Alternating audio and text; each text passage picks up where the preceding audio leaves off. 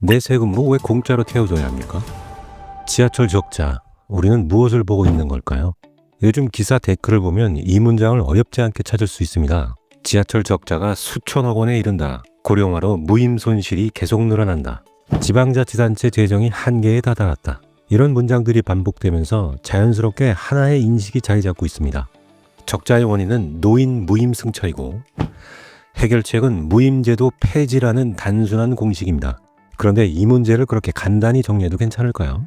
정말로 지하철 적자의 주된 원인이 노인 무임 승차 하나라고 말할 수 있을까요? 그리고 만약 이 제도를 없앤다면 우리가 생각하는 것처럼 문제가 시원하게 해결될까요? 이 문제를 조금 더 차분하게 바라보기 위해 먼저 한 장면을 떠올려 보겠습니다. 아침 출근 시간, 붐비는 지하철 안에서 29세 직장인 한 명이 서 있습니다. 월급은 270만 원 정도이고 월세로 70만 원이 빠져나가고 관리비와 통신비, 보험료, 대출 이자를 내고 나면 통장에 남는 돈은 생각보다 많지 않습니다. 결혼과 출산은 아직 먼 이야기처럼 느껴지고 집을 산다는 것은 더 먼 이야기처럼 보입니다. 국민연금이 과연 내가 받을 수 있을지에 대한 불안도 있습니다. 이런 상황에서 지하철 무임 손실 8천억 원이라는 기사를 보게 되면 어떤 생각이 들겠습니까? 왜 또 우리 세대가 부담해야 하지? 라는 말이 자연스럽게 나올 수 있습니다. 이 감정은 단순히 이기적인 마음이라고 치부하기 어렵습니다. 미래에 대한 불안과 사회적 신뢰의 문제이기 때문입니다. 같은 열차 안에는 또 다른 한 사람이 서 있습니다. 72세 어르신입니다. 퇴직한 지 오래되었고 배우자는 먼저 세상을 떠날 수도 있고 자녀는 다른 지역에서 살고 있을지도 모릅니다. 매달 받는 연금은 60만 원 남짓이고 기초연금을 더해도 90만 원 전후입니다. 아침에 집에만 있으면 하루가 너무 길게 느껴집니다. 그래서 지하철을 타고 공원에 가서 걷고 벤치에 앉아 친구와 이야기를 나누고 시장에 들러 장을 봅니다. 그분에게 지하철은 단순히 공짜로 이용하는 교통수단이 아니라 세상과 연결되는 통로이자 외로움을 견디는 방법입니다. 이 두 사람 중 누가 더 옳다고 말할 수 있을까요? 청년의 불안은 이해해야 하고 노인의 현실 또한 외면할 수 없습니다. 그래서 이 문제를 노인 대 청년의 갈등으로 바라보는 순간 우리는 이미 방향을 잘못 잡고 있는지도 모릅니다. 우선 지하철 적자의 구조를 살펴보겠습니다. 교통공사들이 발표하는 자료를 보면 무임수송 손실이 상당한 비중을 차지하는 것은 사실입니다. 고령인구 비율이 높아질수록 무임 비율이 올라가고 그에 따라 회계상 손실이 커집니다. 부산의 경우 무임 손실이 1,800억 원을 넘었을 것으로 예상된다는 보도도 있습니다. 재정이 넉넉하지 않은 지방자치단체 입장에서는 결코 작은 금액이 아닙니다. 그런데 한 가지 질문을 던져볼 필요가 있습니다. 코로나19로 인해 고용자들의 외출이 크게 줄었던 시기를 떠올려 보십시오. 그때 지하철 적자가 사라졌습니까? 그렇지 않았습니다. 오히려 전체 이용객 감소로 상황이 더 악화되기도 했습니다. 이는 적자의 구조가 단순히 무임승차 때문만은 아니라는 점을 보여줍니다. 지하철은 기본적으로 공공서비스입니다. 열차는 한 명이 타든 10명이 타든 정해진 시간에 출발합니다. 인건비, 전기료, 차량 유지 보수비, 노후설비 교체 비용, 안전투자 비용 등은 대부분 고정비에 가깝습니다. 무임승차는 추가 비용이라기보다는 받지 않은 수입에 가깝습니다. 이 차이를 이해하지 못하면 문제를 단순화하게 됩니다. 또한 이동이라는 행위가 단순히 비용 문제인지도 생각해 볼 필요가 있습니다. 특히 고령자에게 이동은 건강과 직결됩니다. 규칙적인 외출과 보행은 근육 유지와 우울증 예방에 도움을 줍니다. 만약 교통비 부담이 커져 외출이 줄어든다면 활동량이 감소하고 이는 장기적으로 의료비 증가로 이어질 수 있습니다. 요양시설에 입소할 경우 월 100만 원 이상의 비용이 발생합니다. 지하철 요금 몇천 원을 절감하는 대신 훨씬 큰 사회적 비용을 지불하게 될 가능성도 배제할 수 없습니다. 그렇다면 청년 세대의 부담은 어떻게 설명해야 할까요? 30대 맞벌이 부부를 예를 들어 보겠습니다.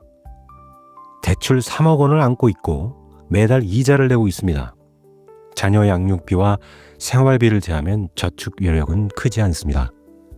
이런 상황에서 공공기관 적자를 세금으로 보존한다는 소식은 부담으로 다가옵니다.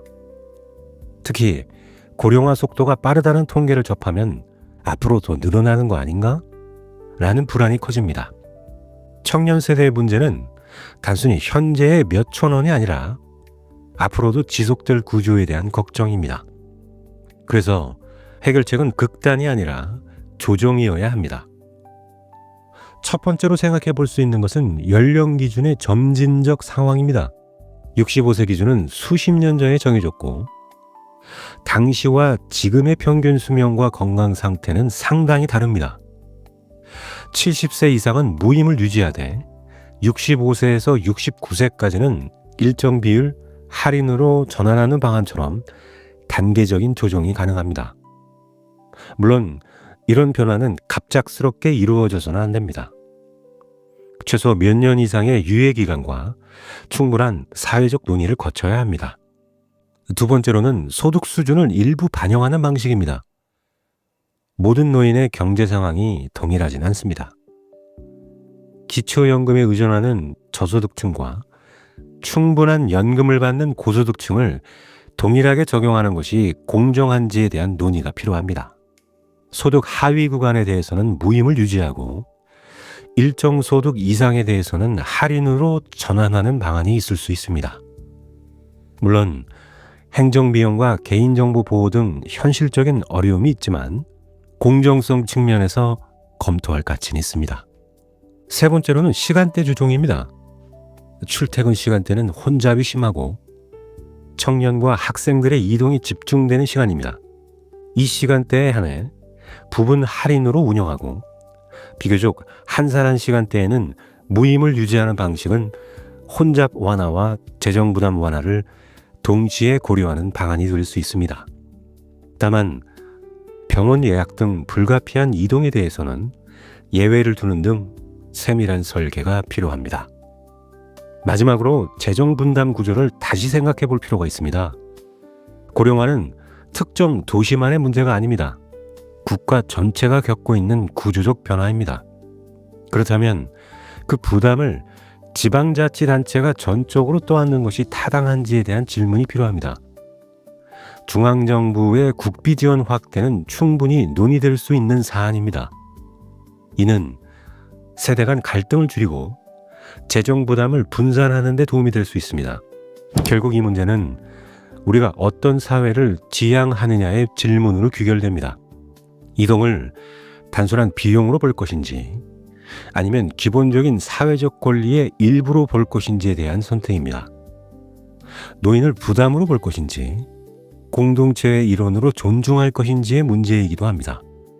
동시에 청년의 불안을 가볍게 여기지 않고 제도를 현실에 맞게 조정하겠다는 신뢰를 보여주는 문제이기도 합니다. 지하철 한 칸 안에는 청년과 노인이 함께 서 있습니다. 지금은 서로 다른 위치에 있지만 시간은 흐르고 결국 우리는 모두 같은 방향으로 나아갑니다. 오늘의 청년은 내일의 노인이 되고 오늘의 노인 역시 한때는 청년이었습니다. 그래서 이 문제를 사람의 잘못으로 돌리기보다는 제도의 설계를 차분히 점검하고 조정하는 방향으로 접근하는 것이 더 성숙한 방식이 아닐까 생각해 봅니다.